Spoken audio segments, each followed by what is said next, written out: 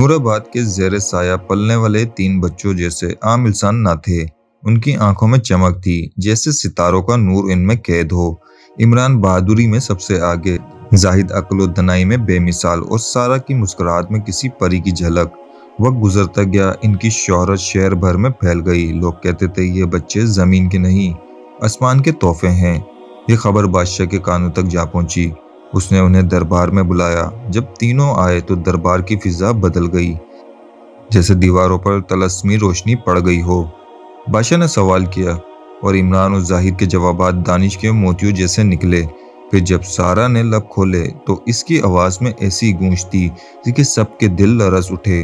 बादशाह के दिल को लगा जैसे ये आवाजें कहीं सुनी हैं। वजीर ने करीब आकर कहा, जहां पना ये वही बच्चे हैं जो बरसों पहले साजिश के जरिए दरिया में बहाए गए थे। ये मलका के असल बेटे और बेटी हैं। इस राज के खुलते ही दरबार में शोर मच गया। दोनों हसद करने वाली बहनें कांपने लगीं। बादशाह ने तहकीक करवाई और सब कुछ सामने आ गया। जालिम बहनों को कैद तन्हाई में डाल दिया गया ताकि दुनिया इबरत पकड़े। मलका को कैसे निकाला गया।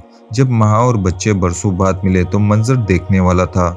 मलका के आंसू सितारों के मानी चमक रहे थे और तीनों बच्चे उसके दामन से लिपटे हुए थे। पूरा नूराबाद रोशनी से भर गया और हर जबान पर यही जादुई हकीकत थी,